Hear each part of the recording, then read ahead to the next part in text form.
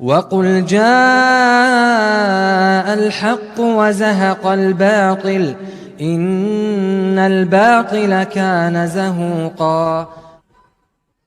الحمدللہ رب العالمین والصلاة والسلام علی سید الانبیاء والمرسلین نبینا محمد وعلی آلہ وصحبہ اجمعین، اما بعد۔ محترم ناظرین کرام، احباب گرامی اور دیگر سامعین، میری گفتگو شیخ محمد عبدہ کے بارے میں چل رہی تھی کہ کس طرح سے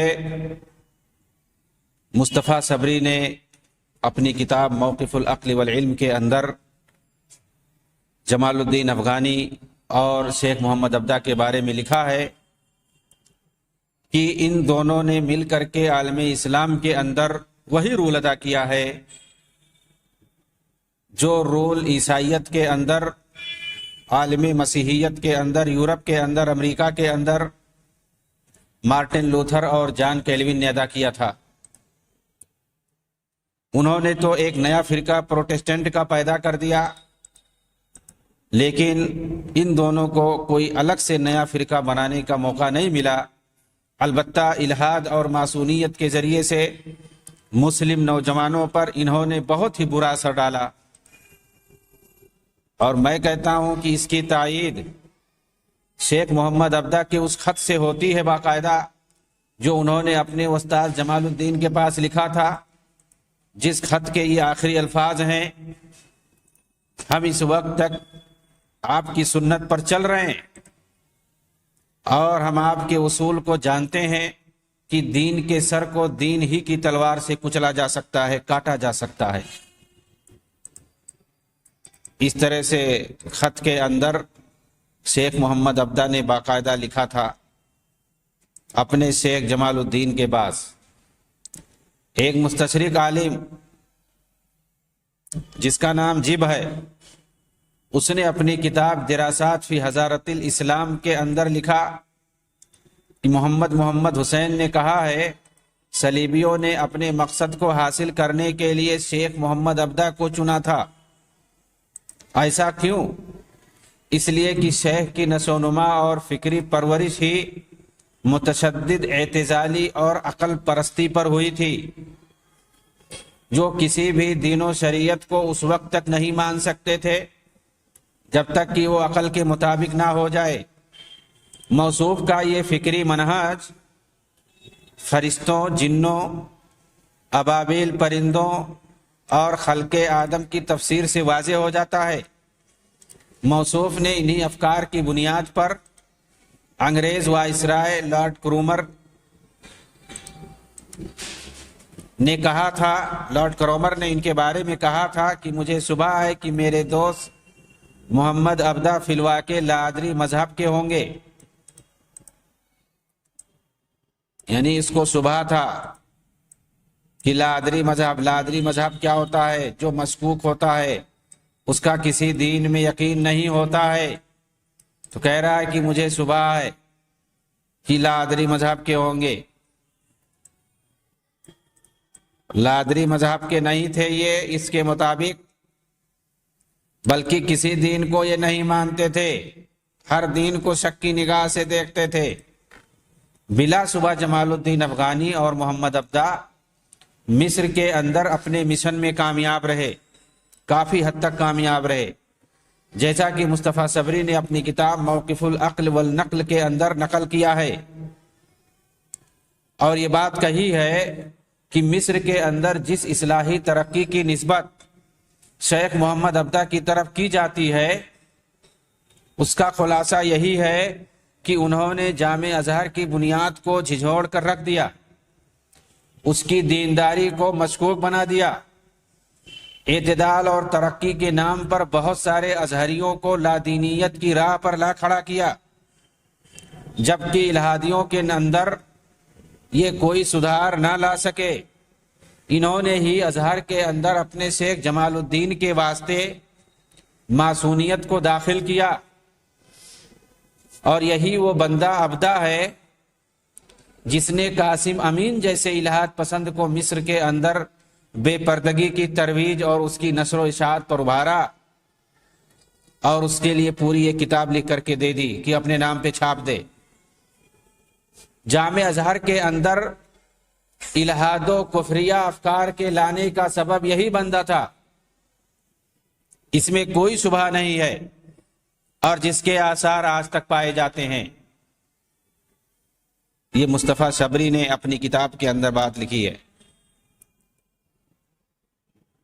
ایک دوسرے مصنف فہد رومی نے اپنی کتاب منہج المدرسہ العقلیہ الحدیثہ کے صفحہ 165 پر لکھا کہ شیخ محمد عبدہ وحدت ادیان کے فلسفہ کے قائل تھے۔ وحدت ادیان کا مطلب کیا ہوتا ہے؟ صوفیوں کے یہاں یہ ایک مذہب پایا جاتا ہے جو کہ اگر آپ کہیں حقیقت میں تو یہ ایک ہندوانہ عقیدہ ہے، برہمنی عقیدہ ہے کہ تمام دین ایک ہیں، ایک ہی قبیلے کے سب لوگ ہیں، کسی بھی دین پر آدمی چلے اس کو ایک ہی جگہ پہنچنا ہے، راستے الگ الگ، سارے ادیان کو الگ الگ راستہ مانا جاتا ہے اور کہا جاتا ہے کسی بھی دین پہ رہو گے سب کو ایک ہی جگہ جانا ہے۔ یہ وحدت ادیان کے قائلین کہتے ہیں،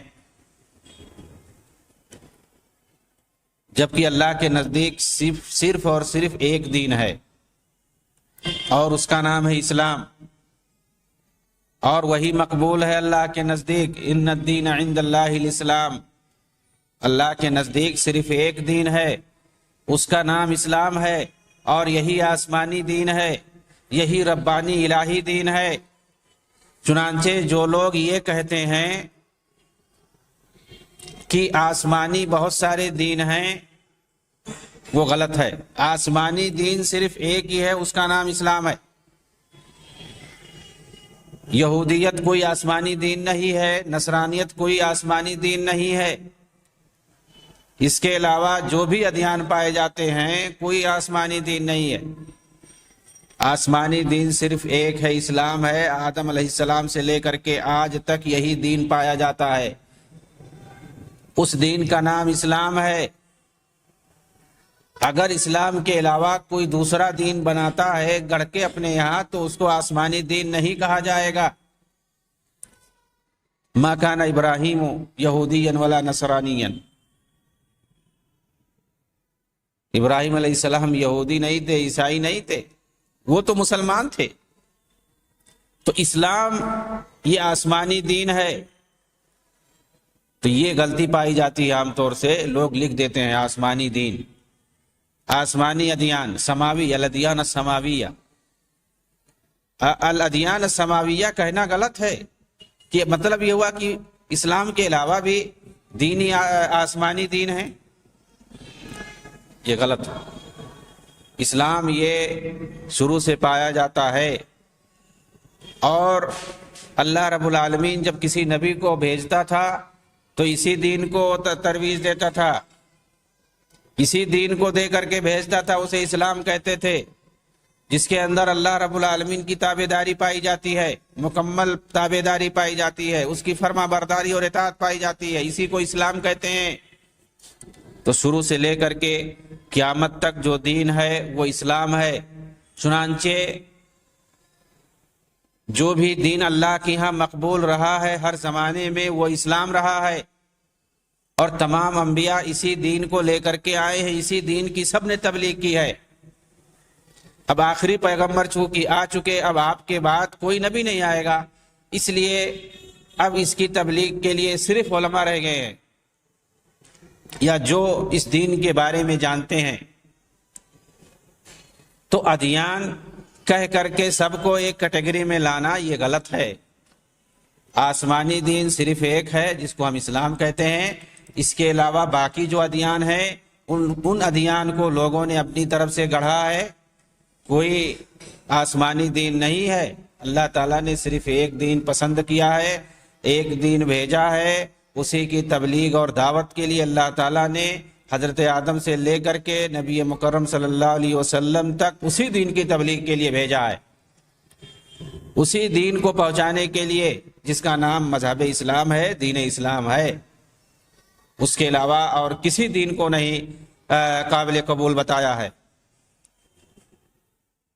چنانچہ یہ کہنا، وحدت ادیان کا عقیدہ رکھنا کہ کسی بھی دین پر عمل کرو، الگ الگ طریقے ہیں، ایک ہی جگہ سب کو پہنچنا ہے، یہ غلط ہے۔ وَأَنَّ هَذَا صِرَاطِي مُسْتَقِيمًا فَاتَّبِعُوهُ وَلَا تَتَّبِعُوا السُّبُلَ فَتَفَرَّقَ بِكُمْ عَنْ سَبِيلِهِ، یہ سیدھا راستہ ہے، اسی کی پیروی کرو، دوسرے راستوں پہ مت جاؤ۔ یہ کیوں قرآن کے اندر کہا گیا ہے؟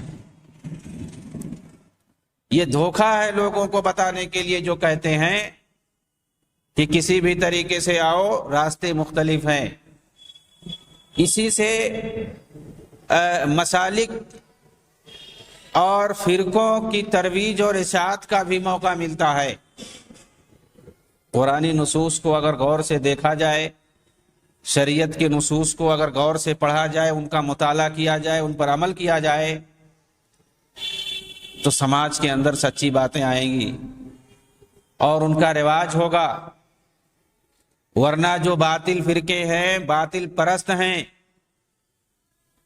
دین کے نام پر جو دھوکہ دینے والے ہیں، وہ اس طرح سے باطل کی ترویج کرتے رہیں گے، ان کا کوئی ہاتھ پکڑنے والا نہیں ہوگا۔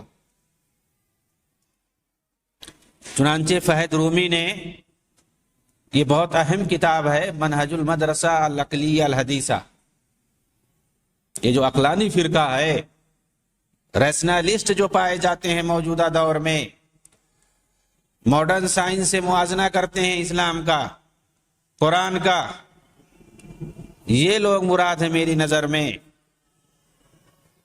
ماڈرن سائنس سے مقابلہ کر رہے ہیں، معیار بنا کر کے اس کو، دین اسلام کا اس پر تول رہے ہیں، دین اسلام کو، قرآن اور حدیث کو تول رہے ہیں، پرکھ رہے ہیں۔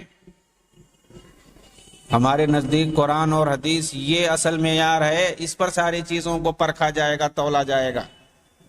لیکن جو عقل پرست ہیں وہ بولتے ہیں کہ ہر چیز سائنٹیفک ہے، سائنس کو معیار بنا کر کے دین کو تولنے لگے ہیں اس کے اوپر۔ اور یہی لوگ مصلحت اور رواداری میں وحدت ادیان کے فلسفہ کے قائل ہوتے ہیں، وحدت الوجود کے نظریے انہی لوگوں کے اندر پائے جاتے ہیں۔ التقریب بین المسالک کا تصور انہی کے یہاں پایا جاتا ہے، حتیٰ کہ التقریب بین الادیان کا بھی تصور ان کے یہاں پایا جاتا ہے۔ اور معیار کیا ہوتا ہے؟ ماڈرن سائنس، ماڈرن سائنس کو معیار بناتے ہیں، عقل کو، انسانی عقل کو معیار بناتے ہیں، اللہ کے اور اس کے رسول کے فرمان کو معیار نہیں بناتے ہیں، جس کو ہم وحی کہتے ہیں، جس کے اندر کوئی کنٹراڈکشن نہیں ہے، کوئی تضاد نہیں ہو سکتا ہے، کوئی اختلاف نہیں ہو سکتا ہے۔ انسانی عقلیں ہوں، سائنس ہو، چاہے قدیم ہو یا ماڈرن ہو، کوئی بھی ہو، اس کے اندر کنٹراڈکشن پائے جاتے ہیں۔ ان کے اصول، ان کے تھیریز بدلتے رہتے ہیں، 10-20 سال میں بدل جاتے ہیں، 150 سال میں بدلتے رہتے ہیں۔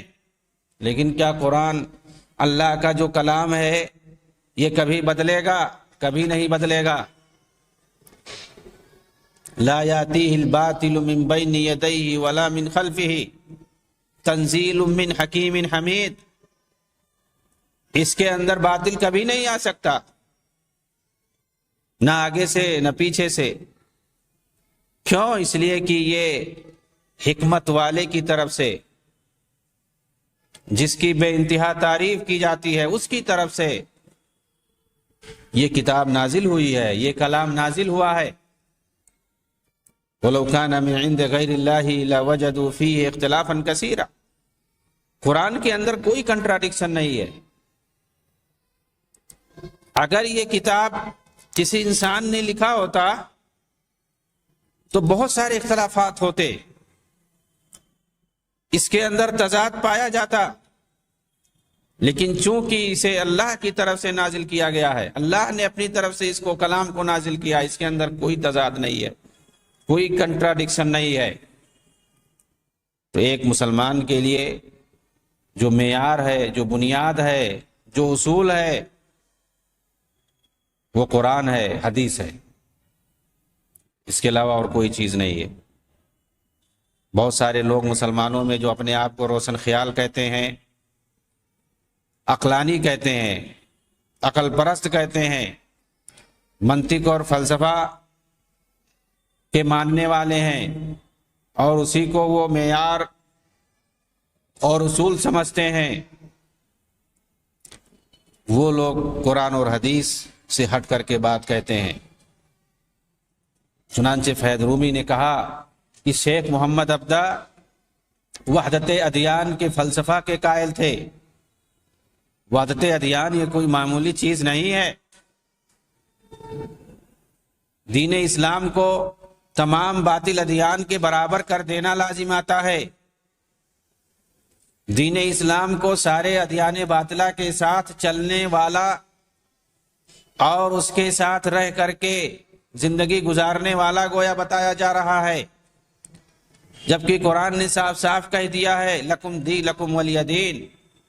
بھائی اسلام کا کسی سے سمجھوتا نہیں ہو سکتا دین کے معاملے میں۔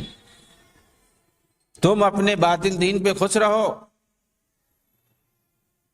کیونکہ تم جس کی عبادت کرتے ہو ہم اسے کر نہیں سکتے۔ لا اعبد ما تعبدون۔ کیسی وحدت ہے، کیسا اتحاد ہے، کیسا سمجھوتا ہے؟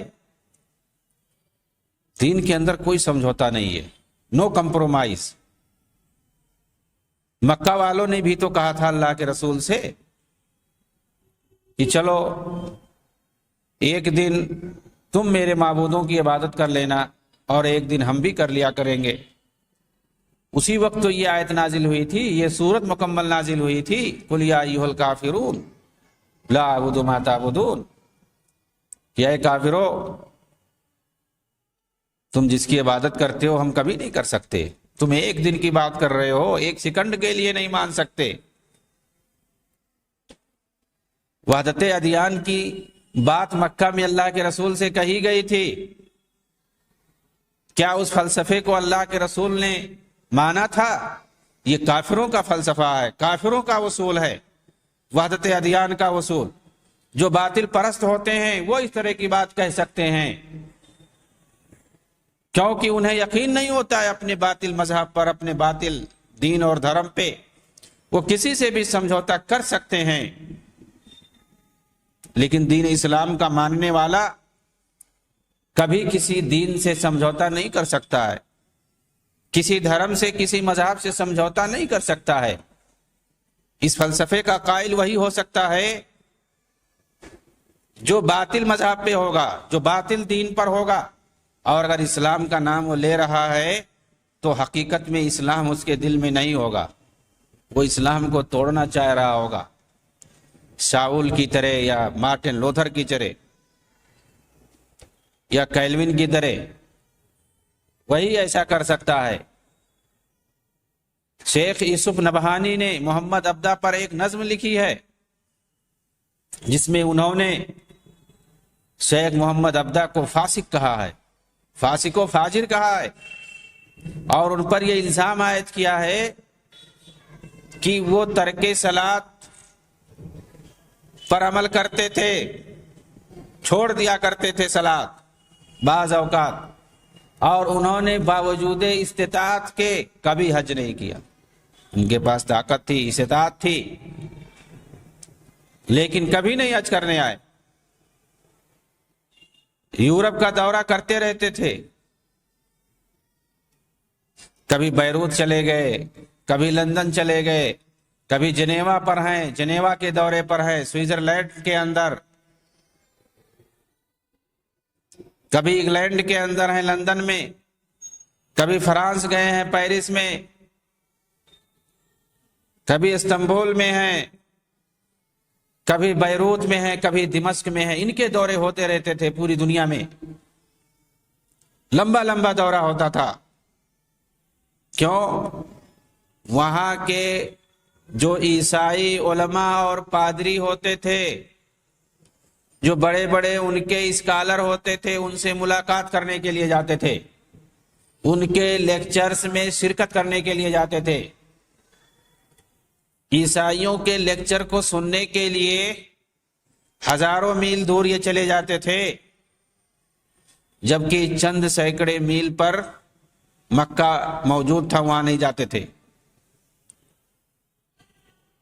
استطاعت کے باوجود انہوں نے لکھا ہے کہ انہوں نے کبھی حج نہیں کیا. یہ مصر کے مفتی عام رہ چکے ہیں. انگریزوں کے دور میں دینی اعتبار سے سب سے بڑا مقام ان کا مانا جاتا تھا، انگریزوں نے دے رکھا تھا. ان کے ہاتھ میں پوری وزارت تھی. یہ شیخ الازہر بھی رہ چکے ہیں، لیکن انہوں نے کہا کہ یہ کبھی حج کرنے کے لیے نہیں گئے، طاقت ہونے کے باوجود، جبکہ وہ بڑے بڑے حکومتی عہدوں پر فائز تھے. شیخ محمد عبدہ دجال کے ظہور سے مراد دجال نہیں لیتے تھے، بلکہ اس سے مراد فتنے دجالیت لیتے تھے. اور آج بھی اخوانیت اور تحریکیت سے جڑے بہت سارے لوگ اسی موقف کے قائل ہیں. بولتے ہیں کہ آج کل کا جو میڈیا ہے اور ایسا ہے، یہ جو سائنس کا دور ہے، یہی سب دجالی فتنہ ہے.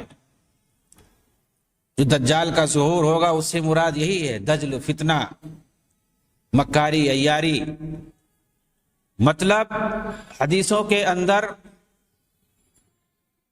جس دجال کے ظہور ہونے کی بات کی گئی ہے اور اس کے جو کارنامے اور معجزات جو بتائے گئے ہیں کہ وہ آ کر کے اس طرح سے کرے گا،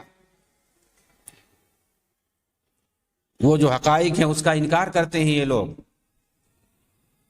کہتے ہیں کہ حدیث میں تو یہ بھی ہے کہ دجال کو ایک جزیرے میں قید کر دیا گیا ہے.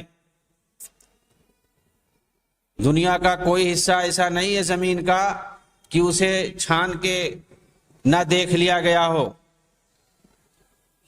سیٹلائٹ کے ذریعے سے زمین کا ذرہ ذرہ انسان کی نظر میں ہے، لیکن دجال تو کہیں نہیں دکھا. کون سے جزیرے میں ہے؟ آخر کون سا ایسا جزیرہ ہے جو انسان نہیں جانتا ہے اس وقت؟ کہتے ہیں حدیث میں تو یہ بھی ہے کہ دجال ایک جزیرے میں قید ہے، وہاں سے نکلے گا. یاجوج ماجوج ایک دیوار کے پیچھے قید ہیں، وہ ڈیلی اس کو کھرچ رہے ہیں، اس کو چاٹ رہے ہیں. ایک دن دیوار پوری ختم ہو جائے گی، پھر وہ لوگ نکلیں گے، پھر پوری دنیا میں فساد مچائیں گے. یاجوج ماجوج کے خروج کا واقعہ بھی قرآن حدیث کے اندر موجود ہے، ان کا ذکر قرآن میں بھی ہے، حدیث میں تفصیل پوری موجود ہے. لیکن یہ لوگ پوچھتے ہیں عقل پرست کہ بھائی وہ کون سی دیوار ہے جس کے پیچھے وہ لوگ چاٹ رہے ہیں، ذرا دکھا دو. وہ کون سا جزیرہ ہے جہاں پہ دجال بند ہے، ذرا اس کو دکھا دو. یہ مذاق ہے سراسر حدیثوں کا. صریح حدیثوں کے اندر، صحیح حدیثوں کے اندر، بخاری اور مسلم کے اندر یہ ساری روایتیں موجود ہیں اور ان کا اشارہ قرآن میں بھی موجود ہے. لیکن ان حقائق کا انکار کرتے ہیں، اس کی تعویل کرتے ہیں. ظہور دجال سے مراد فتنے دجالیت لیتے ہیں، اور موجودہ دور حاضر میں جو سارے فتنے ہیں کہہ رہے ہیں یہی دجالیت ہے، دجال آ چکا.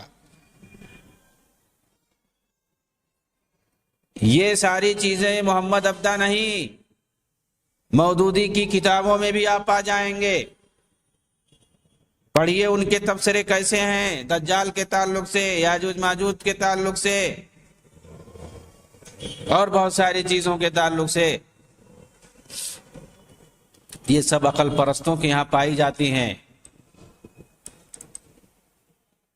ماڈرن سائنس، مغربی تہذیب سے مرعوب جو ہوتے ہیں ایسے ہی باتیں کہتے ہیں.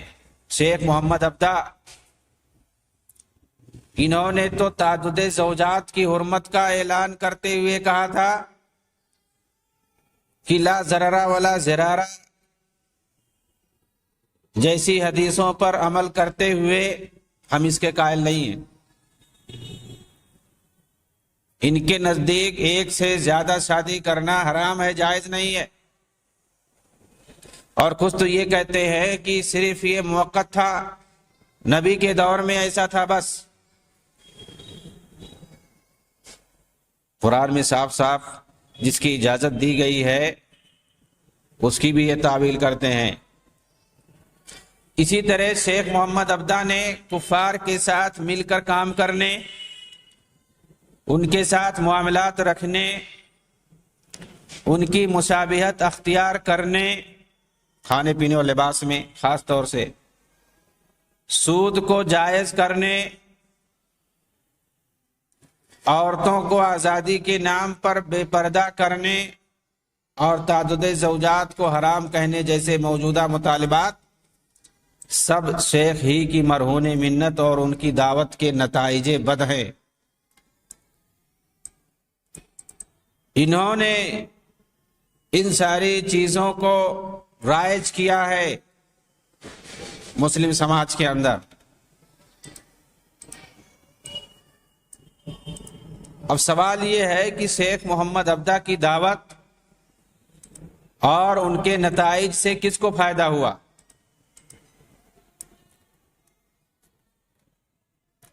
یقیناً اس سے انگریزوں اور کافروں کو فائدہ ہوا، مسلمانوں کو نقصان ہوا۔ اگر ہم اسے دیکھیں کہ دو پیمانے پر ہوا ہے، ایک عوامی سطح پر کہ مسلمانوں نے شیخ کے فتووں کو بنیاد بنا کر، بہت سارے مسلمانوں نے ڈھول مول یقین جو ہوتے ہیں، سیکولر اور آزاد خیال افکار کو گلے لگانا شروع کر دیا، اور جو دھیرے دھیرے پورے عرب ممالک میں پھیلتا چلا گیا۔ محمد موئلہی نے اپنے ایک ڈرامے میں شیخ کے افکار کو کیسے پھیلانے کی کوشش کی ہے، اس کے ایک فقرے سے آپ اندازہ کر لیں۔ محمد موئلہی ڈرامہ نگار، ڈرامے کا ہیرو عیسیٰ بن ہشام تعجب سے سوال کرتا ہے کہ نپولین کے اسلام مخالف قانونوں کو مصریوں نے کیسے دل سے قبول کر لیا؟ اس پر ایک دوسرا شخص جواب دیتا ہے کہ مفتی محمد عبدہ نے اللہ کی قسم کھا کر کہا ہے کہ نپولین کے قوانین شریعت کے مخالف نہیں بلکہ مطابق ہیں، اسی لیے مصریوں نے قبول کر لیا تھا۔ دوسرا عالمی پیمانے پر کہ انگریز شیخ محمد عبدہ کو ملحد، یورپ اور اسلامی دنیا کے اندر حلقہ وصل سمجھتے تھے،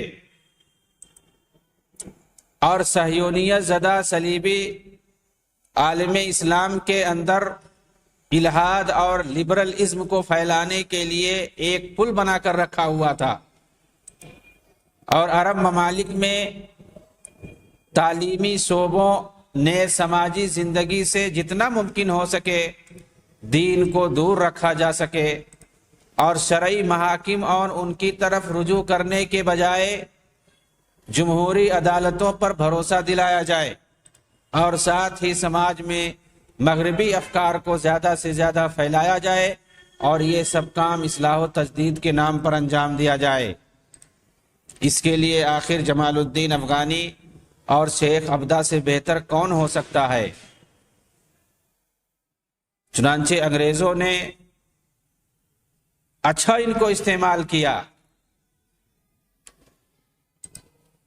شیخ محمد عبدہ کے دور میں ایک طرف سائنس اور اس کے نئے نئے انکشافات اور عقلوں کو حیران کرنے والی نئی نئی چیزوں کی وجہ سے مسلمان حیرت زدہ تھے، اور دوسری طرف مسلمانوں کے اندر عقلی جمود پایا جاتا تھا۔ اجتہاد کے راستے کو بند کرنے کی وجہ سے اس لیے شیخ بھی یورپ کے سامنے مبہوت تھے اور آسانی سے لوگوں کو قائل کر لیتے تھے۔ خلاصہ یہ کہ شیخ محمد عبدہ کی سوانح جو بھی پڑھے گا اسے معلوم ہوگا کہ شیخ کی زندگی کا مقصد یہی تھا کہ اہل یورپ کے سامنے اسلام کی شکل کو بہتر کر کے اور سائنس کے مطابق اسے پیش کیا جائے، بالکل اسی طرح جس طرح سر سید احمد خان نے کیا تھا، تاکہ امت مسلمہ بھی یورپ کی طرح سے مادی ترقی کرے، اور یہی توجیہ شیخ کے مرید بھی کرتے ہیں۔ وآخر دعوانا ان الحمدللہ رب العالمین، والسلام علیکم ورحمۃ اللہ وبرکاتہ۔